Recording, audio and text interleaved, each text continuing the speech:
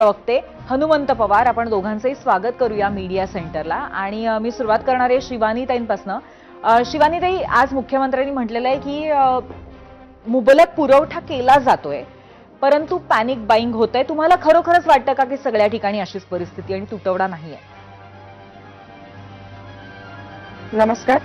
निश्चित जे सन्माननीय मुख्यमंत्र्यांनी आज म्हटलं ते अगदी खरं आहे। आपण बघू शकतो की आपण आकडेवारी तुम्ही जी आता दाखवली आहे आणि जे आकडे ओपन सोर्सेसमध्ये अवेलेबल आहे की आपल्याला पुरवठा व्यवस्थित होतोय। मग आपण करस्पॉन्डिंग गेल्या वर्षीच्या तुलनेमध्ये जर का आकडे बघितले तर पुरवठा व्यवस्थित होतोय, पण पॅनिक बाईंगच्या माध्यमातून किंवा जे राहुल गांधींनी ट्विट केलंय किंवा जे विरोधक विनाकारण याच्यात राजकारण करतायत, त्या सगळ्या गोष्टींचा कुठेतरी असर हा पॅनिक बाईंगवर होतोय। लोक घाबरून साठवणूक करतायत, ज्यांना गरज नाहीये ते सुद्धा साठवणूक करतात, ज्याच्यामुळे फार जास्त टंचाईला लोकांना समोर जावं लागतं।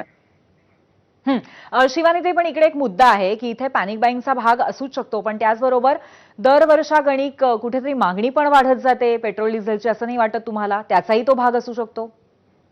तुम्ही तुम्ही अगदी बरोबर म्हणताय, पण साधारण जेव्हा पण मागणी वाढत जाते तेव्हा एक सरासरी अर्थशास्त्रामध्ये काही आपण पॅरामीटर्स बघत असतो की किती टक्क्यांनी महागाई वाढते किंवा किती टक्क्यांनी मागणी वाढू शकते, किती टक्क्यांनी लोकसंख्या वाढते, किती टक्क्यांनी गरज वाढते, याचा सारासार विचार हा सप्लाय चेन मध्ये होत असतो आणि याही वेळेस तो झालेला आपल्याला बघायला मिळतोय।